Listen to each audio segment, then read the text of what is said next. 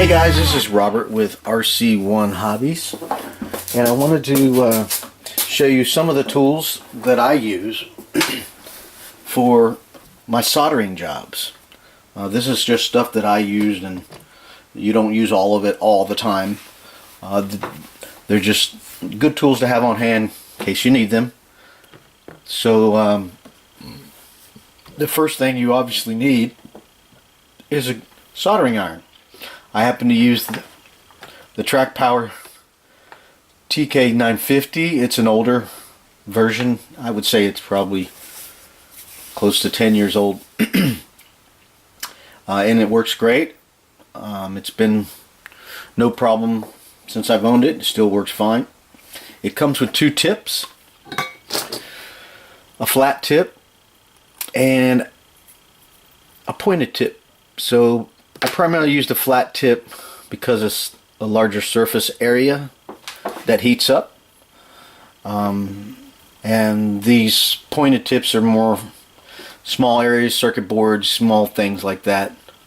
Usually I'm not doing circuit boards. I'm not soldering on things like that. I'm soldering on battery connectors and electronic speed controllers, motors, things like that that have large tabs.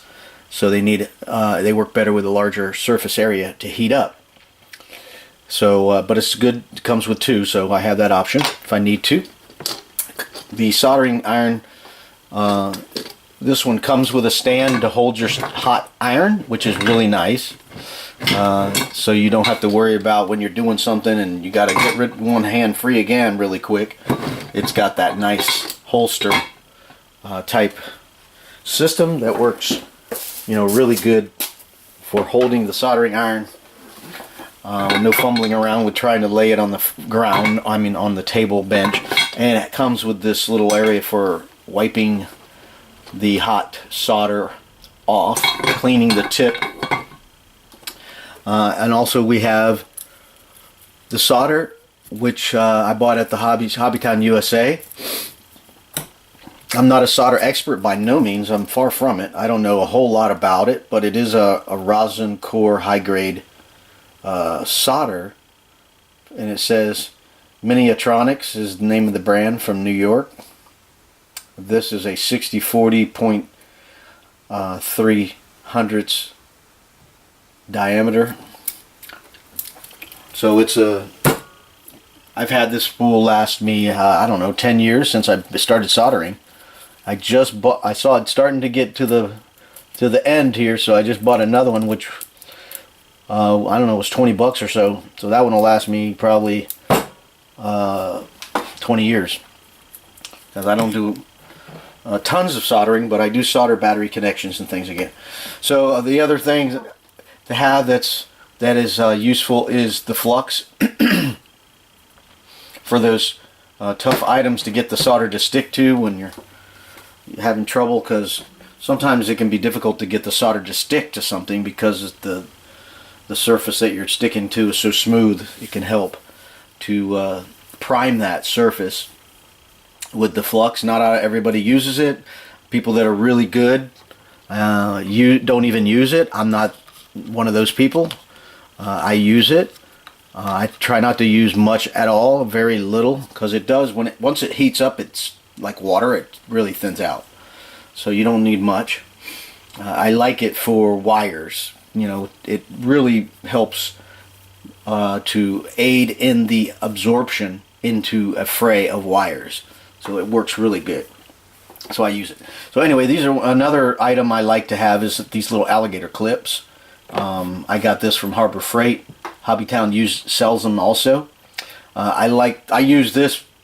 This is probably the most item I use besides the soldering iron. Obviously, the basics that you have to perform soldering with is these alligator clips. So they're essential for me. This is for me what I do for holding wires and connections in a position to where when you feel like you need a third hand, because you got to hold this and then hold two things, you can't do that. You don't have three hands. So this will hold the connection together as long as you don't have to use a lot of pressure. Because these will move. They can handle some pressure. They have nice wing nuts here to help with that. So this works really well for me for soldering. Another item, I rarely use the magnifying glass because I have my own. Right here I have this big guy for doing soldering. That's another tool I like to have. Is this shop light, a hobby shop light. It works really well, spreading light where I need it in dark shadows. It also has the magnifying glass on it, so when I got to get really small stuff. So I don't really use this magnifying glass, although you can use it, you can set it up. It's designed to where you can bend it in ways to make it work. However, this is not a high quality setup here. I got it from Harbor Freight, but it works great for what I use it for.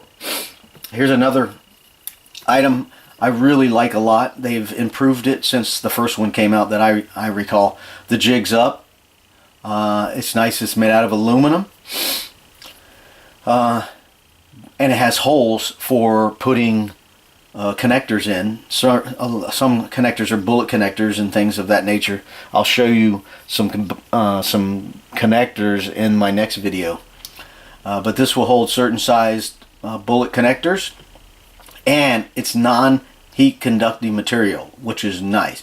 Meaning, for those beginners, aluminum conducts heat rapidly. So when you touch this, the heat is transferred to the aluminum real quick. So it's a good and a bad. The good thing is it cools quicker. The bad thing is that it cools quicker. When you're trying to heat something up, you don't want it to cool quick. You want it to retain the heat. So this material here, I believe it's a carbon fiber. I'm not sure what it is. Composite. I'm not sure what this is. But it doesn't suck the heat from the connector that I'm trying to solder. I've used this one at Hobbytown, and they don't have this. It's just a solid piece of aluminum. So when you put your connector, say you put your connector in here, and it's a metal tab, and you clamp it down, this is sucking the heat out of it. And you want it to stay hot, so the solder liquefies and stays liquid till you're done, and you want it to cool. But what happens is it starts to cool too fast for me when I'm soldering. I'm not an ace solderer, so I need it to stay hot. So the Alligator Clips are very thin metal, so it doesn't suck the heat out of the tab or the thing you're trying to solder.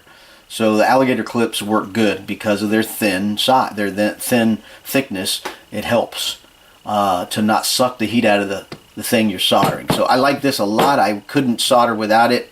Another thing is a surface that doesn't burn or conduct the heat, which I have found these ceramic drink coasters. I have 2 of them. I have not used the second one because this one works so well. I don't need it, the other one. But they're retired from my house.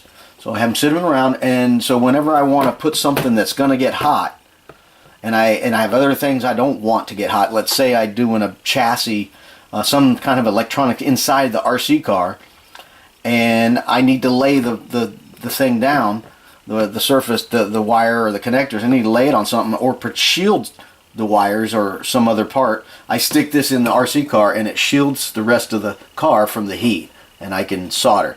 And again, I can lay something directly on this. It's not going to catch fire, it's not going to melt, and it's not going to suck the heat out of the object I'm soldering. So I like that. Also, some simple tools, large and small. I typically use the small ones. They're easy to use. They're lightweight. They're not burdensome to work on small things. So I use the small needle nose pliers, and this one has a little bend in it. It's nice. I got these from Sears. And then, of course, wire cutters for cutting the thicker wire and thinner wire. And of course, big needle nose. And a vice grip if you need to hold something, which is nice. These small cutters, they're for fine cutting, not for thick wires. I use these for the thicker wire. This for small cutting. It's nice to use, maybe sometimes trimming a little solder off something that's already hardened. Also, wire strippers. I got these from Harbor Freight. They worked excellent for stripping your different diameter wire. Right here, nice guide for which diameter wire you're using. Also, it does have cutters, so you can use these to cut the wires also. So that's kind of nice. And they also have these little holes here for holding little wires. You can stick wires in through there, and it'll hold the wire for you if you're in a pinch. Look at that, holds the wire for you. It's kind of nice. So these are great for stripping wires, and instead of using a knife, a hobby knife or utility knife, which are essentials to have around also for cutting away little bits of insulation and things like that are still hanging on whatever you're going to solder. So these are great tools to have. Also, the heat shrink for insulating connections. Let's say you got two wires you need to solder together, and they're in the middle of a long wire. You don't want that exposed, that wire exposed, that will conduct electricity. So you have the heat shrink that slides over. You get it in all different types of diameters for different size wires, because they can only shrink so much. So you get the different sizes for the different wire you're using. You get different colors, whatever you want. You even get clear. It's pretty slick stuff, and it's pretty essential. It's a staple for soldering. So this is the basics that I use when I'm soldering, and I wanted to share that with you on RC1 Hobbies Facebook page and help everybody out to learn how to solder. And up next, I'm going to be making a video on doing some soldering, so you guys can hang in for that and watch that on the next video. Thanks for watching. RC1 Hobbies. We'll talk to you later.